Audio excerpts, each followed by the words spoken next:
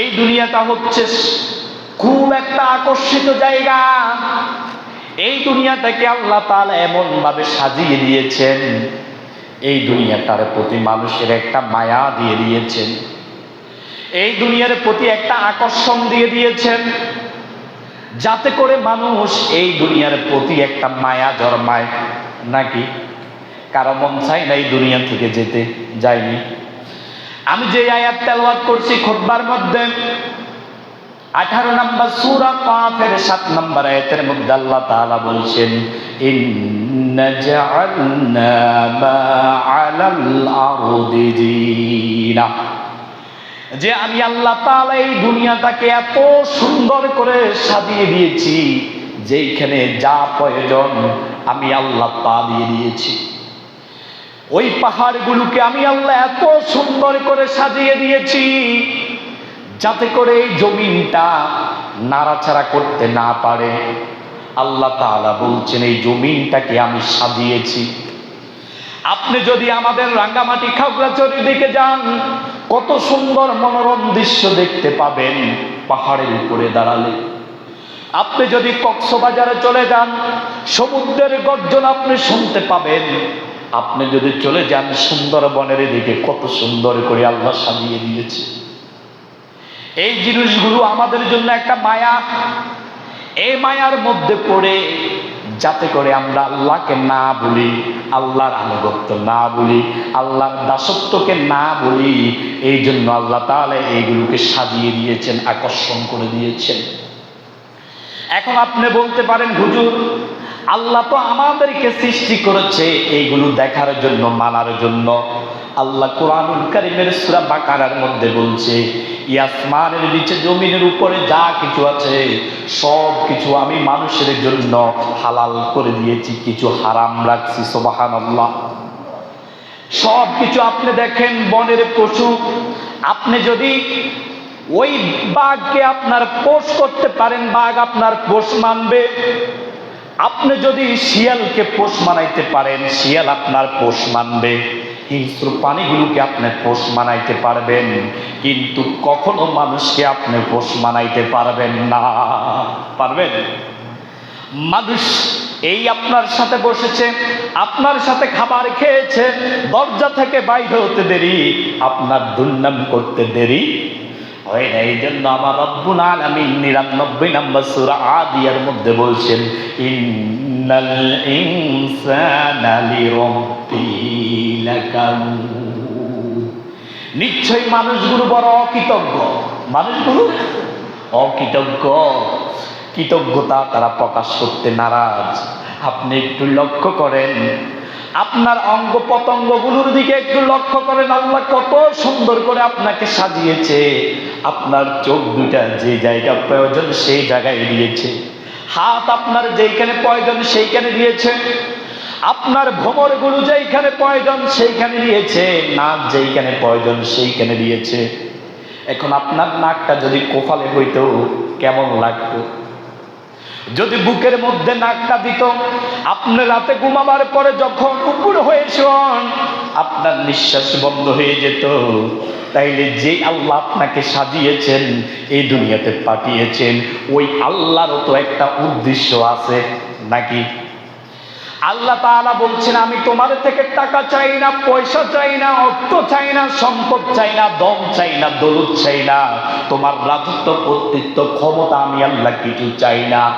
আল্লাহ তাআলা ওই আয়াতের শেষ অংশে বলছেন, লিনাবলুয়াহুম আইয়ুহুম আহসানু আমালা, আমি আল্লাহ তাআলা তোমাদেরকে পরীক্ষা করতে এই দুনিয়াতে পাঠিয়েছি, এই সুন্দর সাজ সরঞ্জাম দিয়েছি, তোমাদের মধ্যে কে আমলের দিক দিয়ে সর্বোত্তম। সুবহানাল্লাহ। আমলের মধ্যে কে উত্তম সেটা জানার জন্য আল্লাহ আমাদেরকে দুনিয়াতে পাঠিয়েছেন। এবারে আপনি বলতে পারেন, হুজুর আল্লাহ দুনিয়াতে পাঠিয়েছেন কি আমল করব, কার আমল করব সেটার প্রমাণ আসেনি? 51 নম্বর সূরা জারিয়াতের 56 নম্বর আয়াতে আমার আল্লাহ তাআলা বলতেছেন, ওয়ামা খলাকতুল জিন্না ওয়াল ইনসা ইল্লা লিয়াবুদুন, ও মানুষ, ও জিন জাতি, আমি তোমাদেরকে সৃষ্টি করেছি একমাত্র কেবলমাত্র শুধুমাত্র আমার ইবাদত করার জন্য, আমার আনুগত্য করার জন্য, আমার দাসত্ব করার জন্য, আর অন্য কোনো কিছুর জন্য নয়। এখন আমরা আল্লাহর আনুগত্য ভুলে গেছি। এই আল্লাহ তাআলা আমলের পরীক্ষা ব্যাপারে 67 নম্বর সূরা মুলুকের 2 নম্বর আয়াতের শেষের মধ্যম অংশে বলতেছেন, আল্লাহ তাআলা লিয়াবলুয়াকুম আইয়ুকুম আহসানু আমালা। ও বান্দা, আমি তোমাকে সৃষ্টি করেছি, এই দুনিয়াতে পাঠিয়েছি, আমি চাচ্ছি তোমাদের মধ্যে কে পরিপূর্ণ তাকওয়ার সাথে আমার আমল করে। কি করে? আমল কি?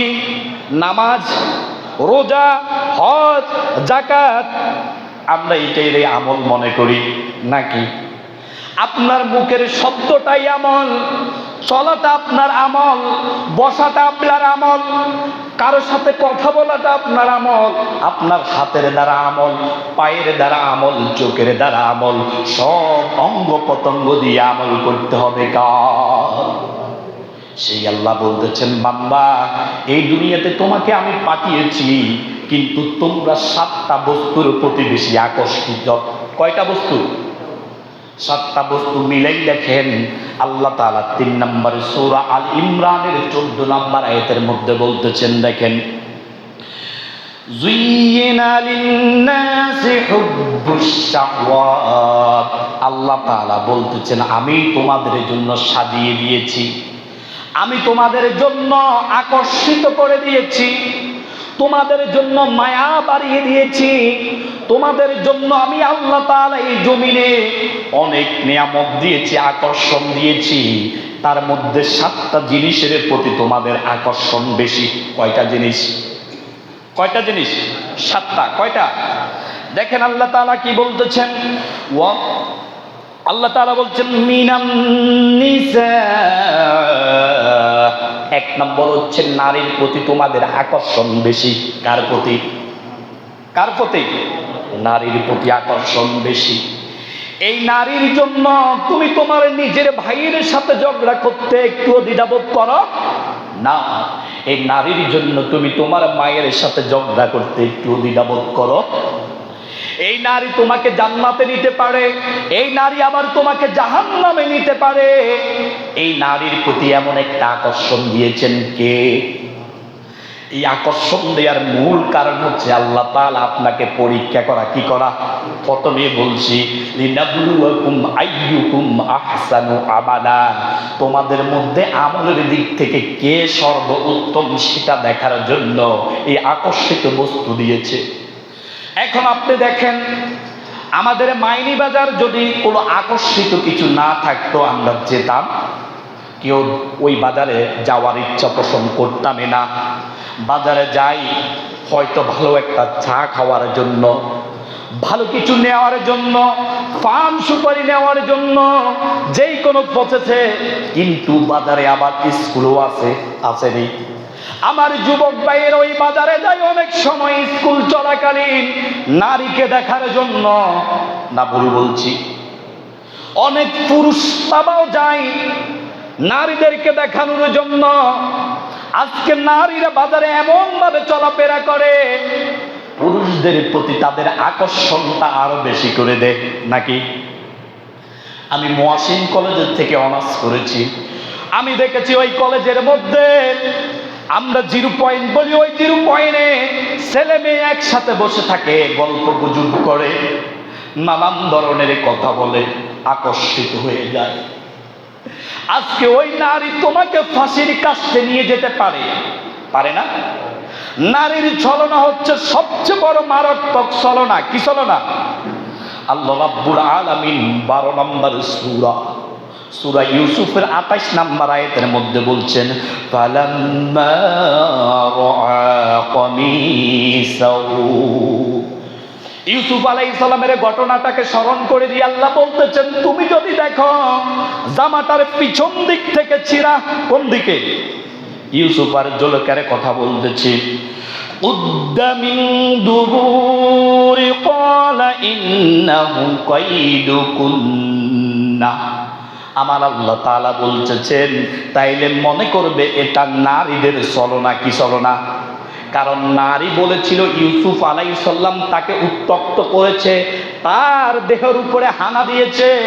ছোট্ট বাচ্চা ২৮ নম্বর আয়াতের আগের আয়াত ২৭ নম্বর আয়াত সূরা ইউসুফ ১২ নম্বর সূরার মধ্যে আগে বলতেছেন ছোট্ট বাচ্চা। যদি আপনি দেখেন বাদশাকে জুলেখার স্বামীকে বলছেন, যদি আপনি দেখেন আপনার ওই যুবকের ইউসুফের জামাটা পিছন দিক দিয়ে ছেঁড়া, তাইলে মনে করবেন দোষী ইউসুফ না দোষী নারী? কে দোষী? নারী। কিন্তু আল্লাহ রাব্বুল আলামিন নবীদেরকে কোনো দোষ করার জন্য দুনিয়াতে পাঠাই নাই। সুবহানাল্লাহ। কারণ নবীরা হচ্ছে মাসুম। জুলেখা যখন চতুর্দিকের দরজাগুলো বন্ধ করে দিল, এমন ভাবে সাজসজ্জা করে আসলো, এমন ভাবে কাপড় পরিধান করলো, আকর্ষণ আর আকর্ষণ। এত সুন্দর যুবতীর মতো দেখা যায় জুলেখাকে। ইউসুফ আলাইহিস সালামকে আবদ্ধ ঘর করা হলো।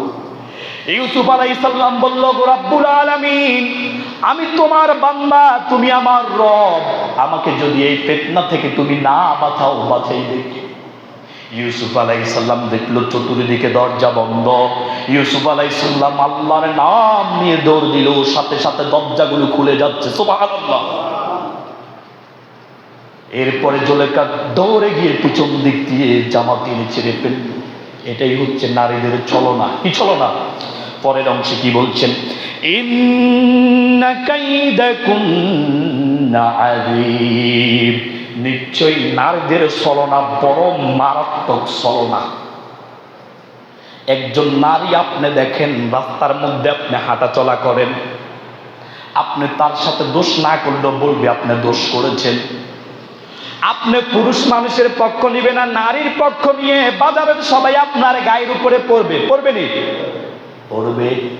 আজকে দেখেন অধিকাংশ নারী মিথ্যা সাক্ষী দিয়ে আরেকজন পুরুষকে শেষ করে দেয় না? নারীদের পেটনা এত মারাত্মক। আমি যে হাদিসটা আমার খুতবার মধ্যে বলছি, মুত্তাফাকুন আলাইহির হাদিস, বুখারী শরীফে আছে, মুসলিম শরীফে আছে, তিরমিজি শরীফে আছে, নাসাই শরীফে আছে। বুখারী শরীফের 5096 নম্বর হাদিস, মুসলিম শরীফের 2740 নম্বর হাদিসে আমার রাসূল বলছেন, আমি আমার পরে সবচেয়ে বেশি পুরুষদের জন্য ভয় করি নারীকে। কাকে? কাকে? নারীকে। এই নারী আপনার জীবনটাকে সুন্দর করতে পারে, এই নারী আপনার জীবনটাকে শেষ করে দিতে। এই জন্য আমি দেখেন সূরা আল ইমরানের 7টা কথা বলা হয়েছে একটা আয়াতে, 14 নম্বর আয়াতে। 1 নম্বরে বলছে মানুষ এই দুনিয়ার মধ্যে নারীর জন্য আকর্ষিত, নারীর জন্য পাগল। এই নারী দেখেন একটা ছেলের সাথে যখন সম্পর্ক করে, বাপ মার মান সম্মানের দিকে তাকায় না, ওই ছেলের সাথে ভেগে যায় না? আবার বিবাহিত নারী, 2টা সন্তান আছে, 3টা সন্তান আছে, ওই নারীও পর পুরুষের সাথে সম্পর্ক করে বসে আছে না? কত অগর দেখা যায়, কত ভাইয়ের সংসার ভেঙে যাচ্ছে, ছোট্ট ছোট্ট বাচ্চাদেরকে রেখে চলে যাচ্ছে। যুবক এমন নারীর সাথে সম্পর্ক করে যেই নারী তাকে দুনিয়া ও জাহান্নামের পথ দেখায়, আখিরাতেও জাহান্নামের। এই নারীর চলনা বড় মারাত্মক চলনা। নারী থেকে বাঁচার কোনো ক্যাপাসিটি আপনি লক্ষ্য করবেন, যেই নারী স্বামী বাহির থেকে ঘুরে আসার পরে ঘরে ঢুকার সাথে সাথে যেই নারী বলে আজকে তোমার ছেলে এটা করছে, মেয়ে এটা করছে, মা এটা করছে, তোমার বাপ এটা করছে, মনে করবেন ওই নারী দিয়ে আপনার ঘর কখনো সুখের হবে না। কারণ আপনি বাহির থেকে এসেছেন, আপনি কত ঝামেলা উপেক্ষা করে ভিতরে এসেছেন একটু শান্তির জন্য। ঘরের দরজা খোলার সাথে সাথে আপনার স্ত্রী যখন আপনাকে এমন কথা বলে, আপনার মস্তিষ্ক আরো খারাপ হয়ে যায় নাকি? অনেক নারীর কারণে পুরুষ পাগল হয়েছে না? হয়ে গেছে। আপনাকে আল্লাহ তাআলা বলছেন লিনাবলুয়াহুম আইয়ুহুম আহসানু আমালা। বান্দা, এই দুনিয়াটাকে আমি তোমাকে পাঠিয়েছি আমল করার জন্য। কি করার জন্য? আইয়াহসানু আহসানু আমালা, উত্তম আমল কোন আমল? উত্তম আমল। এই আমলের মাধ্যমে আল্লাহ আপনাকে পরীক্ষা করবে। লিনাবলুয়াহুম, তোমাদেরকে পরীক্ষা করা হবে কে আমলের দিক দিয়ে সর্বোত্তম। এখন আমাদের জীবন চলে যায় অর্ধেক নারীর পিছনে, নাকি যায় না? নারীর পিছনে যায় না। এবারে আসেন 2 নম্বরে কাদের কথা বলা হচ্ছে? ওয়াল কানাতিরিল মুকান্তারাতি মিনাজ যাহাবি ওয়াল ফিদ্দাতি। আল্লাহ তাআলা বলছেন 2 নম্বরে সোনা রূপার স্তূপের প্রতি, সোনা রূপার প্রতি আমি মানুষের আকর্ষণ বাড়িয়ে দিয়েছি। দিছে না? দিছে না? কার কত বড় সোনা রূপা আছে সেটার জন্য মানুষ পাগল। বিয়ে করতে গেলে মেয়ের বাপে জিজ্ঞেস করে ছেলে কোথায় থাকে, যদি বলে বিদেশ, বলে 10 ভরির নিচে বিয়ে হবে। সোনা রূপার প্রতি আকর্ষণ করে দিয়েছে। আজকে সোনা রূপার জন্যই তো এত কিছু। 1 ভরি, আমার যখন বয়স হয়েছে আমার মনে আছে 1 ভরি সোনার দাম ছিল 16,000 কত টাকা, 12,000 কত টাকা। আমি যখন থেকে জানি 12,000, 10,000, 10,000 থেকে আমার ধারণা। হ্যাঁ বুঝি যাইতেছি। এরপরে গেল কত? 20,000, 26,000, 28,000, 30,000, 45,000, 60,000, 68,000, 70,000, 1 লাখ, 1.5 লাখ, 2 লাখ হয়ে গেছে না? সোনার প্রতিযোগিতায় মানুষ আজকে তার মালিককে ভুলে যাচ্ছে। কার কত বেশি সোনা লাগবে, কায় কত বেশি রূপা জমা করতে পারবে, সেটা নিয়ে মানুষ পাগল। এটা আকর্ষিত একটা বস্তু। কি এই আকর্ষিত বস্তুর মধ্যে আপনাকে আহসানু আমালা, উত্তম আমল করতে হবে। কি আমল? আপনি যদি উত্তম আমল না করতে পারেন এই দুনিয়ার জীবনটা একেবারে সংকীর্ণ। কি আমার রব্বুল আলামিন কুরআনুল কারীমের 87 নম্বর সূরা আলার 16 এবং 17 নম্বর আয়াতের মধ্যে বলতেছেন, বাল তুহসিরুনাল হায়াতাদ দুনিয়া। ও বান্দা, তুমি তো এই দুনিয়ার জীবনটাকে প্রাধান্য দাও, আখিরাতের জীবনকে প্রাধান্য দাও না। তোমার কাছে এই দুনিয়ার জীবনটাই বেশি প্রয়োজন, আখিরাতের জীবনের কোনো মূল্য তোমার কাছে নাই। আমার রব্বুল আলামিন 89 নম্বর সূরা ফজরের 20 নম্বর আয়াতের মধ্যে বলছেন, ওয়া তুহিব্বুনাল মালা হুব্বান জাম্মা। তোমরা মাল জমা করো, মালটাকে ভালোবাসো, অর্থ গড়ি টাকা পয়সাকে তোমরা ভালোবাসো, সেটা জমাই রাখো। তাইলে 2টা বস্তু গেছে, 1 নম্বরে নারী, 2 নম্বরে সোনা রূপা। এবারে 3 নম্বরে আল্লাহ তাআলা কি বলছেন দেখেন, ওয়াল খাইলিল মুসাওয়ামা। তোমরা ঘোড়ার প্রতি, ঘোড়ার প্রতি তোমাদের আকর্ষণ বাড়িয়ে দেওয়া হয়েছে। এই ঘোড়া আমাদের এইদিকে বাংলাদেশে হয়তো চল কম, আরব কান্ট্রির মধ্যে ঘোড়ার প্রচলন আছে। কার কাছে কত ভালো ঘোড়া থাকতে পারবে সেই প্রতিযোগিতায় লিপ্ত। এক সময় ঘোড়া দিয়ে যুদ্ধ করা হতো। এই ঘোড়ার প্রতি আমাদের আকর্ষণ বাড়িয়ে দিয়েছে। এই ঘোড়া সম্পর্কে সূরা আদিয়াতে আল্লাহ অনেক কথা বলছে, কোনো এক সময় যদি সময় বলবো। তাইলে 3 নম্বরে হচ্ছে ঘোড়া। কি এবারে 4 নম্বর আল্লাহ তাআলা কি বলছেন, ওয়াল আনআম। চতুষ্পন্ত জন্তু, গরু ছাগল, গৃহপালিত জন্তুর প্রতি তোমাদের মায়া বাড়িয়ে দিয়েছে। আজকে গরু ছাগলের প্রতি আমরা পাগল ন? হ্যাঁ পাগল ন? গরু ছাগলের জন্য পাগল ন? যদি জমিনের মধ্যে আপনি গরু নিয়ে যান, ওই জমিনের মধ্যে যদি আজান হয়ে যায়, আপনি যে পর্যন্ত গরুটা পরিপূর্ণ পেট না ভর্তি হবে সে পর্যন্ত আপনি গরু নিয়ে বাড়িতে আসেন না। তাইলে আপনাকে আকর্ষিত করে দিয়েছে কোন জিনিসের প্রতি?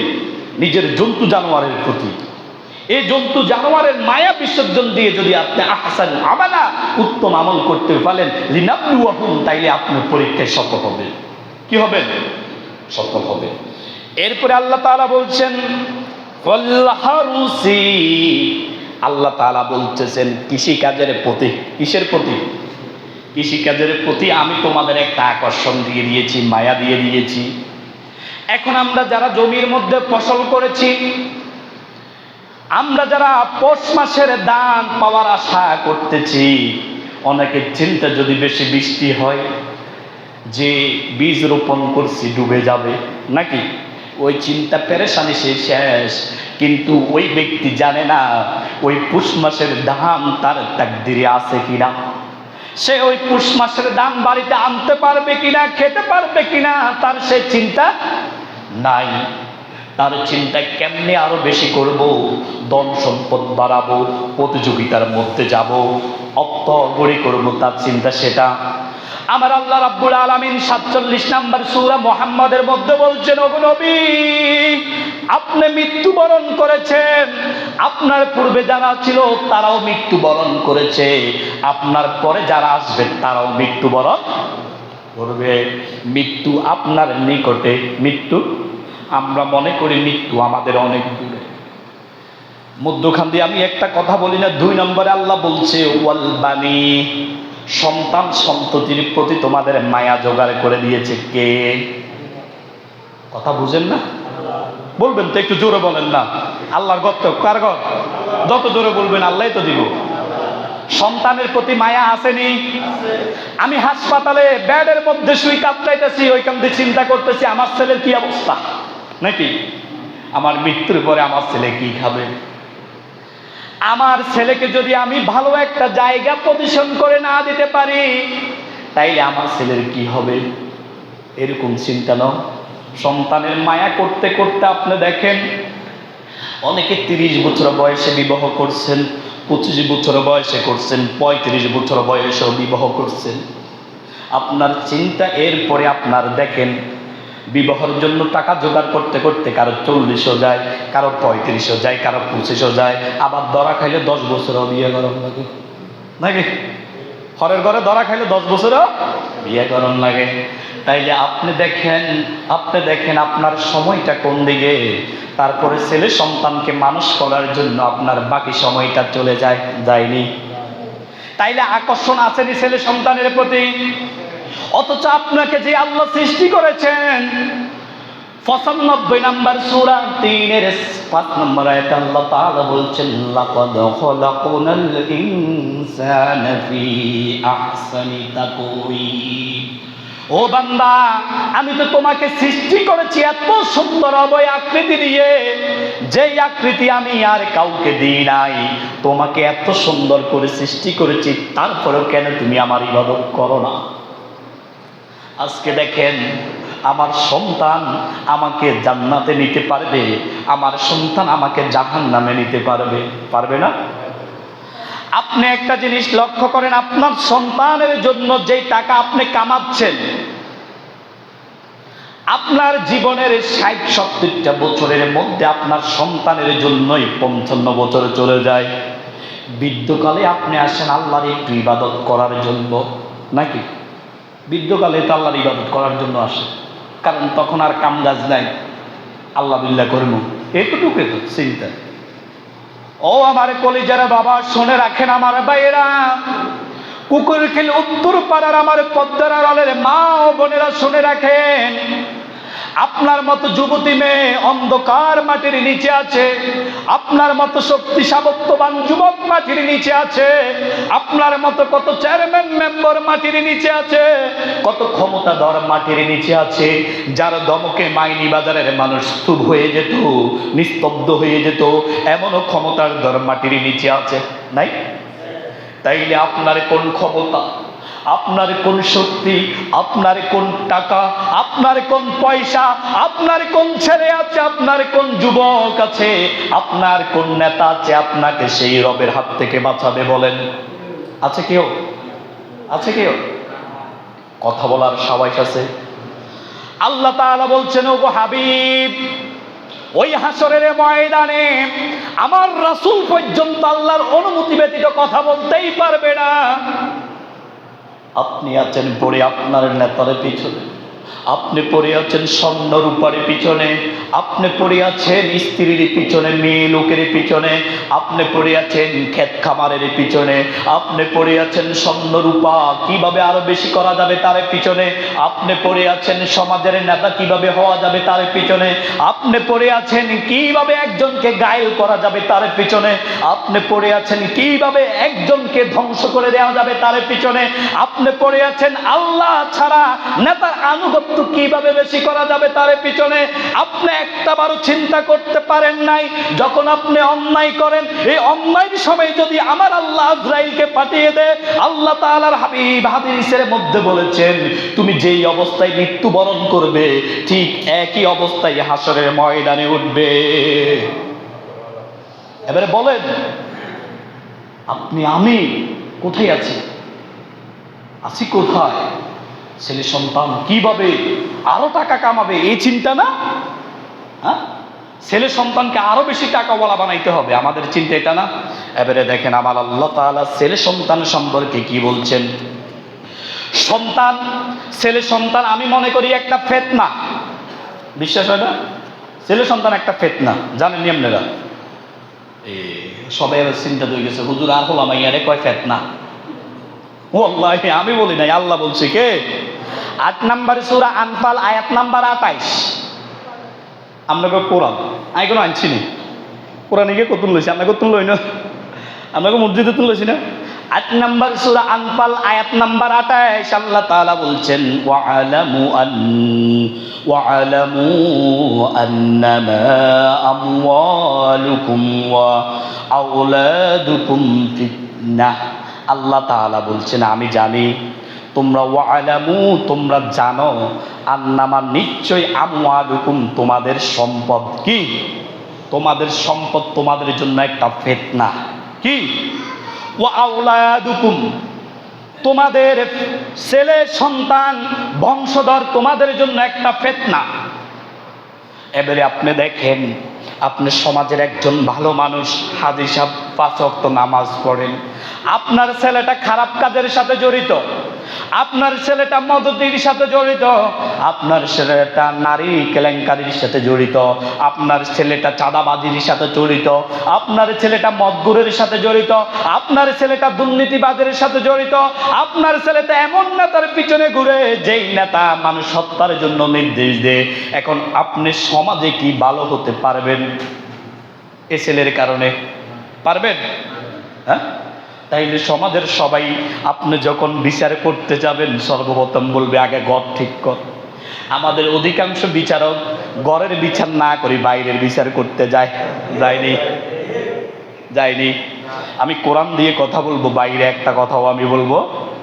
আপনি লক্ষ্য করেন, আপনার বিবি, আপনার মেয়ে অন্য ছেলের সাথে সম্পর্ক করে বসে আছে, আপনার মেয়ে বাজারে গিয়ে অন্য ছেলের সাথে দেখা করে, ফুট ভিলেজে যায় দেখা করে, 14 গ্রাম দেখা করে, নানান জায়গায় আপনার ছেলে নারীর সাথে দেখা করে, আপনার মেয়ে দেখা করে। আপনি কিন্তু আরেকজনের মেয়ের বিচারে যাননি। আপনি তখন যাই বড় গলায় বলেন, তোর মেয়ে সমাজের এই কাজ করতে পারেনি, তোর মেয়ের কারণে সমাজের দুর্নাম, তোর মেয়ের কারণে আজকে আমাদের সমাজের কেলেঙ্কারি, আমাদের মাথায় কেন হেড। অথচ ওই বেড়ারে ঘরের অবস্থাও আরো খারাপ আছে না? তাইলে আমার আল্লাহ তাআলা বলছেন বিচারক হতে হবে একমাত্র কেবলমাত্র আল্লাহ তাআলার হুকুম বাস্তবায়নকারী, আর কেউ বিচারক হতে পারবে? এখন সমাজে আমরা বিচারক মানি তাদেরকে গোশ খাই যারা, আমরা বিচারক মানি তাদেরকে যারা রাতের আধারে অন্য নারীর ঘরে ঢুকে, আছে না? আমরা বিচারক মানি তাদেরকে যারা সমাজের ফিতনা ফাসাদ সৃষ্টি করে তাদেরকে। আল্লাহ তাআলা কোরআনুল কারীমের 2 নম্বর সূরা বাকারার 11 নম্বর আয়াতের মধ্যে বলছেন, ওয়া ইযা কিলা লাহুম লা তুফসিদু ফিল আরদ, তোমরা জমিনের মধ্যে ফাসাদ সৃষ্টি করবে। ওয়া ইযা কিলা তাদেরকে যখন বলা হয় তোমরা এই জমিনের মধ্যে ফাসাদ সৃষ্টি করবে না, ক্বালু তখন তারা বলে, আমরা তো এই পরের আয়াতের মধ্যে বলছি আমরা তো ফাসাদ সৃষ্টি করি না, আমরা মীমাংসা করি। কি করি? বরঞ্চ আপনি দেখবেন আমাদের আকর্ষণ, আমি কিন্তু আকর্ষণ জমিনের সার সরঞ্জাম নিয়ে কথা বলতেছি, সৌন্দর্য নিয়ে কথা বলতেছি। আমাদের আকর্ষণ দেখেন, আমরা যদি বিচারক হতে পারি, অধিকাংশ বিচারক ওই কাজটাকে একটা পেশা হিসাবে নিয়েছে, নেশা হিসাবে। তার কাজ হচ্ছে বিচার করা আর মানুষ থেকে টাকা নেওয়া। এরকম আছে না? আমি অনেকের নাম বলতে পারবো। এই যে মারা গেছে বেঙ্গল সাহেব, টাকা নিত। বর্তমানে আব্দুল কুদ্দুস সাহেব আছে না, বিষ্ণুপুরের, টাকা ছাড়া কি বিচার করে? বাদ দিলাম ওনাদের কথা। আমাদের ছোটোখাটো সর্দার মাতবরের টাকা ছাড়া বিচার করে? হ্যাঁ, কেউ যদি হুন্ডা লই যায় তেল খরচ হয়েছে, আবার যুক্তি দেয় কে এমনি। দেখেন, আমি যে তোমার এখানে আসছি, আমার সময়টা গেছে না? আমি অন্য জায়গায় যদি সময়টা দিতাম আমার টাকা আসতো না? আমার আল্লাহ বলছেন, যখন তুমি বিচারক সাজবে, সর্বপ্রথম তোমার ভিতরে আদল থাকতে হবে, ন্যায় থাকতে হবে। কি থাকতে হবে? এখন আমাদের বিচারগুলো পরিপূর্ণ ন্যায়ের সাথে হয় না, বিচারগুলো আত্মীয়তার বন্ধনে হয়। বিচার আত্মীয়তার বন্ধনে হয় না। যদি বাদী যে অপরাধ করছে ওই ব্যক্তি যদি বিচারকের আপনজন হয়, তাইলে বিচারটা একটু গোলামেলা হয়ে যাব। কি হয়ে যাব? আর যে বাদী ওই ব্যক্তি যদি দুর্বল হয়, তখন তার সমাজের নেতারা ধমক দিবে, চুপ, বেশি কথা বলছ, আমরা কথা বলতেছি না। এরকম আছে না? এটা হচ্ছে ওয়ালা নাবলুয়াকুম বিশাইইম মিনাল খাউফ, তোমাদেরকে পরীক্ষা করা হবে ভয় দিয়ে, তোমাদেরকে পরীক্ষা করা হবে বল মূল নষ্ট করে। সূরা বাকারার মধ্যে আল্লাহ বলছেন, আজকে আমাদেরকে ভয় দেখায় তারা যারা দুনিয়ার প্রতি আকর্ষিত। অথচ আমার রব্বুল আলামিন কত সুন্দর করে বলছেন, বান্দা, আল্লাহ রাব্বুল আলামিন আমাকে আপনাকে বলছেন, যালিকা মাতাউল হায়াতাদ দুনিয়া। অথচ এই দুনিয়ার জিনিসগুলো একবারে নগণ্য। দুনিয়ার জিনিসগুলো সৌন্দর্য, নারী বলেন, টাকা বলেন, স্বর্ণ বলেন, রূপা বলেন, ছেলে বলেন, মেয়ে বলেন, আপনার ঘোড়া বলেন, কৃষিকাজ বলেন, সবকিছু নগণ্য। সবকিছু আল্লাহ বলতেছেন পরের অংশে, লিল্লাযীনা তাকাউ ইনদা রাব্বিহিম জান্নাতুন তাজরি মিন তাহতিহাল আনহার। তোমরা কি জানো, যারা আল্লাহকে ভয় করে তাদের জন্য তাদের মালিকের কাছে সবচাইতে উত্তম জিনিস আছে। সুবহানাল্লাহ। এই দুনিয়ার জিনিস এত বেশি নয়। আপনার এই দুনিয়ার জীবন দেখেন, আপনার 40-50 বছর আপনার স্বপ্ন নিয়ে আপনি মৃত্যুবরণ করতে হয়। অনেক সময় স্বপ্ন বাস্তবায়ন হয় না। অধিকাংশ বিদেশি দেখবেন একটা স্বপ্ন যে তারা একটা ভালো বিল্ডিং ঘর করবে, সুন্দর ডিজাইনের বিল্ডিং করবে, অথচ মাঝপথে গিয়ে ওই লোকটার মৃত্যু হয়ে যায়, ঘরেও ঢুকতে পারে না। আছে এরকম অসংখ্য। আমি যেহেতু অধিকাংশ মসজিদে জুমা পড়াই, আমার জানা আছে। আমার একটা কথা সবচেয়ে মনে হয়, ফেনীতে একটা লোক একটা বিল্ডিং ঘর করছে, রং করছে, কোনো কাজ সব কিছু শেষ করছে। যেই দিন মেস্তুরি বলছে আপনার কাজ আজকে পরিপূর্ণ শেষ, ওই দিন ওই লোকটা বিদেশের জমিনে ইন্তেকাল করছে। অথচ ওই লোকটা আর ঘরে ঢুকতে পারে নাই। তাইলে আপনি যে আশা করতেছেন সেটা বাস্তবায়ন নাও হতে পারে। আর আল্লাহ তাআলার কাছে আপনি যে আশা করবেন সেটা আল্লাহ বাস্তবায়ন করবে ইনশাআল্লাহ। এই জন্য আপনি যদি দুনিয়ার এই সামান্য কারুকাজ বিশিষ্ট জিনিসের প্রতি আকৃষ্ট হয়ে আল্লাহকে ভুলে যান, তাহলে আপনি অনন্তকালের জীবন আখিরাতকে ভুলে গেছেন। ওয়াল আখিরাতু খায়রু আবকা। অথচ তোমরা জানো না, তোমরা দুনিয়ার সামান্য জিনিসের বিনিময় আখিরাতটাকে ধ্বংস করে দিচ্ছ। এবার আসেন ছেলে সন্তানের পরের আয়াতে আল্লাহ কি বলতেছেন? এরপরে রাব্বুল আলামিন বলতেছেন, কিয়ামতের দিন আপনার ছেলে আপনার সামনে থাকবে, আপনার বন্ধু আপনার সামনে থাকবে, আপনার স্ত্রী আপনার সামনে থাকবে, আপনার মেয়ে সামনে থাকবে, নেতা সামনে থাকবে, হদান গোষ্ঠী আপনার সামনে থাকবে। আমার আল্লাহ তাআলা বলছেন কোরআনুল কারীমের 60 নম্বর সূরা মুমতাহিনের 3 নম্বর আয়াতে, লান তানফাউকুম আরহামুকুম। লাং, কখনো না, তানফাউকুম, তোমাদের উপকারে আসবে না, আরহামুকুম, তোমাদের আত্মীয় স্বজন। কে আত্মীয় স্বজন তোমাদের কোনো উপকারে আসবে? আজকে আত্মীয় স্বজন যদি খাবার টেবিল থেকে উড়ে যায়, মনে কষ্ট পাইনি? পাই। ওই আত্মীয় স্বজনের মন রক্ষা করার জন্য অধিকাংশ আবার দেখবেন মেয়ের জামাইয়ের মন জীবনেও খুশি করা যায় না। আছে না? শ্বশুর শাশুড়ির মন জীবনেও খুশি করা যায় না। এরপরে অংশে কি বলছেন? ওয়ালা আওলাদুকুম ইয়াউমাল কিয়ামাতি, এবং কিয়ামতের দিন তোমাদের ছেলে সন্তান তোমাদের কোনো উপকারে আসবে? তাইলে দেখেন, ওই যে 7টা বস্তু, আপনি সোনার উপর পিছনে যে দৌড়াচ্ছেন, এই সোনার উপর তো আপনার কাজে আসবে না। আসবে না? আমি গত শুক্রবারে লাস্ট কথা বলছিলাম তুলা গাছ, মনে আছে? তুলা গাছ আপনি সারাটা অঙ্গে পতঙ্গে কাটানো, কিন্তু তার উপরে যে অংশগুলো আছে, যে তুলাগুলো আছে, ওই তুলাগুলো দিয়ে দুনিয়ার সবচাইতে আরামদায়ক বালিশ হয় না? হ্যাঁ, কারণ অঙ্গে আছে কাটা। ঠিক আপনি যদি এই দুনিয়ার জমিনটাকে কাটা হিসাবে গ্রহণ করেন, হাসরের ময়দানে আল্লাহ তাআলা আপনাকে উত্তম জিনিস দিবে। সুবহানাল্লাহ। আমরা তো এই দুনিয়ার জীবনটাকে এখন কাটা হিসেবে গ্রহণ করি না, এই দুনিয়ার জীবনটাকে আমরা আরামদায়ক হিসেবে গ্রহণ করি। ওয়াল মালাইকাতু সাফফা, আল্লাহ তাআলা সূরা ফজরের 21 নম্বর আয়াতের মধ্যে বলছেন, ওই আসমানের সমস্ত ফেরেশতা সেদিন সারিবদ্ধ হয়ে দাঁড়িয়ে যাবে, কথা বলার কারো ইখতিয়ার নাই। এরপরে দেখেন আল্লাহ তাআলা কত সুন্দর করে বলতেছেন, আপনি বলতেছেন আপনার ছেলে আপনার কেন কাজে আসবে না, টাকা পয়সা কেন কাজে আসবে না, আত্মীয় স্বজন কেন কাজে আসবে না? আমার আল্লাহ তাআলা 70 নম্বর সূরা মারিজের 11 নম্বর আয়াতে বলতেছেন, ইউবাসসারুনাহুম ইয়াওয়াদ্দুল মুজরিমুন।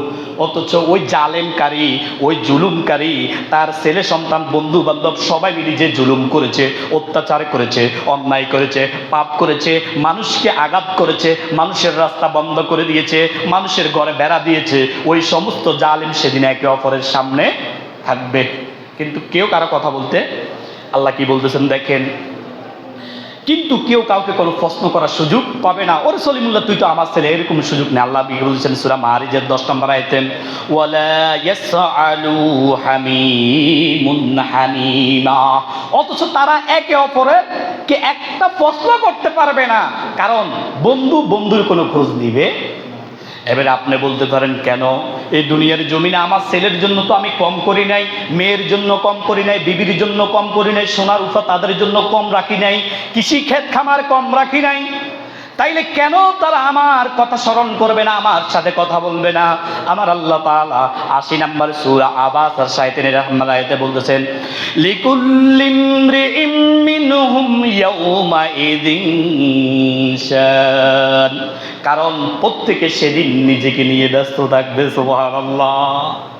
প্রত্যেকে সেদিন নিজেকে নিয়ে ব্যস্ত থাকবে, কারোর সাথে কেউ কথা বলার কোনো সুযোগ। এখন আপনারা যেভাবে আমার সামনে আছেন, ঠিক একইভাবে সবাই সেদিন সামনে থাকবে, কিন্তু কারো কেউ কিছু জিজ্ঞেস করার ক্ষমতা থাকবে না। কারণ হচ্ছে লিকুল্লি আমরিন মিনহুম, প্রত্যেকে তাদের নিজেকে ইয়াউমা ইযিন সেদিন শান ব্যস্ত থাকবে, ব্যতিব্যস্ত হয়ে যাবে। যেমন একটা জিনিস দেখেন, আমরা যখন একটা কাজকর্ম করতে যাই, ঠিক আছে, আমরা পাসপোর্ট অফিসে গেছি না, হাসপাতালে যখন যাই, তখন আমরা একজন ডাক্তারের সাথে কথা বলার জন্য পাশে যে আপন বন্ধু আছে, খাস বন্ধু, তার লগে কথা বলার সময় তখন নাই, তখন আমরা দৌড়ে কিভাবে আগে ডাক্তারের সাথে কথা বলা যাবে। ঠিক আমার আল্লাহ তাআলা বলছেন, এই দুনিয়ার জীবনটার মধ্যে যদি তুমি তুলা গাছের মতো, আমার কথা এটা, আমার যুক্তি, তুলা গাছের মতো তোমার শরীরটাকে না বানাও, তাইলে তুমি পরকালে শিমুল তুলা না, পরকালে তুমি তুলার গাছ, শিমুল তুলার মতো তুমি কাটাই পাবে। কি পাবে? কাটাই পাবে। আপনি কাটা ছাড়া আর কিছু পাবেন? শিক্ষা নেন না, আপনি শিক্ষা নেন। আমাদের এইখানে তো কত মানুষ এই কবরস্থানে আছে না, অনেকে হয়তো টাকাওয়ালা, পয়সাও আছে, আমি সবাইকে আবার চিনি না। আচ্ছা, আমি একজনকে চিনি, যাকে আমি জায়নাজা দিছি, জহিরুল হক সাহেব। ওনার 2টা ছেলে বিদেশে আছে না? 2জন ছেলে না? 3জন। আচ্ছা, আমি 2জনকে চিনি। ওনাদের ঘরগুলো কত সুন্দর, সুন্দর না? তাইলে টাকা পয়সা তো ওনাদের কম নাই, আসেনি? কম আছে, কিন্তু যাওয়ার সময় জহিরুল হক সাহেবকে কি 1 টাকা দিতে পারছে? কিন্তু রাতের গভীর রাতে হাসপাতালে নিয়ে গেছে, যত টাকা লাগুক আমার বাপের চিকিৎসা করেন, কিন্তু ওই টাকা অকৃতকার্য হয়ে গেছে, ওই টাকা আর কোনো উপকারে আসে না। লান তানফাউকুম, তোমার ওই টাকা আর কোনো কাজে আসে নাই, কারণ তোমার হায়াতটা শেষ হয়ে গেছে, তোমার যে সময় আল্লাহ দিয়েছে সে সময় শেষ হয়ে গেছে, তুমি বুঝো নাই, তুমি মানো নাই, তোমার জীবনটা যে এতটুকু পর্যন্ত সীমাবদ্ধ, তোমার সামনের স্বপ্নগুলো বাস্তবায়ন করার ক্ষমতা তোমার নাই। আজকে বাস্তবায়নের জন্য আমরা কত কিছু করতেছি। এরপরে দেখেন, সময় বেশি গেছে, 4 মিনিট কথা বলবো। এরপরে দেখেন আল্লাহ তাআলা কি বলতেছেন, কোরআনুল কারীমের সব কিছু আল্লাহ তাআলা বলতেছেন, আমি সব কিছু শেষ করে দিব এই দুনিয়ার মধ্যে। কি করে দিব? যাদের জন্য এই কত কিছু দালান কোটা বলছেন, আল্লাহ কি বলতেছেন, 55 নম্বর সূরা রহমানের 26 নম্বর আয়াতের মধ্যে বলছেন কুল্লু মান আলাইহা ফান, এই দুনিয়ার যা কিছু আছে সব কিছু আমি চূর্ণ বিচূর্ণ করে দিব। এখন আপনি বলতে পারেন হুজুর শূন্য বিচূর্ণর পরে কি হবে? একটা প্রশ্ন আসে না? আমার আল্লাহ সেই কথা কোরআনুল কারীমের 18 নম্বর সূরা কাফের 8 নম্বর আয়াতের মধ্যম অংশ বলছেন ওয়া ইন্না লাজাইলুনা মা আলাইহা সাঈদান জুরুদা, আমি এই জমিনটাকে তখন তৃণলতাহীন বৃক্ষলতাহীন একটা ময়দান করে দিব। সুবহানাল্লাহ। কোনো পাহাড় থাকবে না, গাছ গাছালি কিছু, সব কিছুকে একটা মরুভূমিতে করে দিবে। সুবহানাল্লাহ। এই জমিনটা 3 ভাগের মধ্যে 1 ভাগ হচ্ছে উর্বর, মানে আমরা সারা বিশ্বের মানুষ বসবাস করি, আর 2 ভাগে পানি। কিন্তু আমরা মনে করি যে জমিন আমাদেরকে চিরস্থায়ী করে রাখবে। পারবে? কাউকে চিরস্থায়ী করছে? পারে নাই। এই জন্য বলি বাবা, আপনারও সময় নাই, আমারও সময় নাই। কোন দিন মৃত্যু হয় কেউ জানি না। মৃত্যু আসবে, এটা অবধারিত। মৃত্যু আসবে। আপনি মুসলমান হন, খ্রিস্টান হন, হিন্দু হন, বৌদ্ধ হন, ইহুদি হন, নাচারা হন, যা কিছু হন, আপনার মৃত্যু আসবে। মৃত্যু থেকে পালানোর কোনো জায়গা। একটা কথা 4 নম্বর সূরা নিসার মধ্যে বলা হয়েছে 70 নম্বর আয়াতের শেষ অংশের দিকে, তুমি যদি ফি বুরুজিম মুশাইয়্যাদা, যদি সুউচ্চ প্রাচীরের মধ্যে চতুর্দিক দালান কোটা করেও থাকো, সেইখানে তোমার মৃত্যু আসবে। অতএব পালানোর কোনো জায়গা নাই। এই দুনিয়ার জমিনের মধ্যে আপনি যত ভালো কাজ করবেন, আপনি কবরের তলে গিয়ে তত ভালোই থাকবেন। আমার ওই দিনের শেষ কথা ছিল গত জুমার, যে কবর হচ্ছে অন্ধকারের জায়গা না আলোর জায়গা। ডানে বামে সামনে পিছনে সব দিকে মাটি, মাটি ছাড়া কিছু আসেনি। বরঞ্চ এখন যদি আপনার ওই সিন্দুক কবর নি বলে, যদি সিন্দুক কবর দেয়, তাইলে কিন্তু আপনাকে হালকা একটু জায়গার মধ্যে দিয়ে বাস কিন্তু এমনি দিবে, লড়াচড়ার কোনো ক্যাপাসিটি নাই। হাদিসের মধ্যে এসেছে, বান্দা তুমি যদি 3টা প্রশ্নের উত্তর দিতে পারো, তাইলে আমার আল্লাহ তাআলা তোমার কবরটাকে আসমান জমিনের চাইতে বেশি প্রশস্ত করে দিবে। সুবহানাল্লাহ। 1 নম্বরের প্রশ্ন করা হবে, মান রব্বুকা, তোমার রবকে। বান্দা তুমি যদি উত্তর দিতে পারো রব্বি আল্লাহ, আমার রব আল্লাহ, তাইলে তোমার কবরটা একটু প্রশস্ত হবে।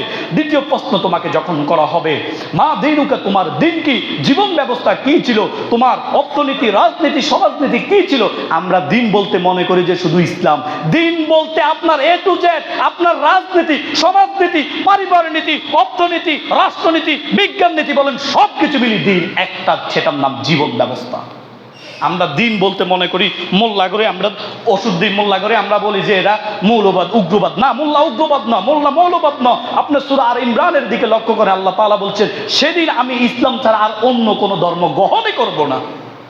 তাইলে মা দিনুকা, তোমার দিন কি, আপনি যদি বলতে পারেন দিন ইসলাম, আমার দিন ইসলাম, তাইলে আপনার কবরটা আরো প্রশস্ত হয়ে যাবে। এরপরে আপনাকে বলা হবে মা হাযার রাজুল, ওই ব্যক্তিকে তুমি কি চিনো? আপনি যদি সেই এই জমিনের উপরে, আসমানের নিচে জমিনের উপরে যদি রাসূলের আনুগত্য করেন, রাসূলের দেখানো পথে চলেন, রাসূলের পথ অনুসরণ করেন, রাসূলের হুকুমগুলো মানেন, তাইলে আপনি বলতে পারবেন ফেরেশতা সরে যাও সরে যাও, ইনি আর কেউ নয়, ইনি হলেন সাইয়্যিদুল মুরসালিন, খাতামুন নবী, জনাবে মুহাম্মদ আহমদ মুহাম্মদ মুস্তাফা সাল্লাল্লাহু আলাইহি ওয়াসাল্লাম। কবরটা প্রশস্ত হয়ে যাবে। আর আপনি যদি না পারেন, বাকিটা আগামী সপ্তাহ বলবো। আল্লাহ আমাদেরকে বুঝার মানার তৌফিক দান করুক। ওয়া আখিরু দাওয়ানা আলহামদুলিল্লাহি রাব্বিল আলামিন। যারা সুন্নত পড়েন নাই সুন্নত পড়ে দেন।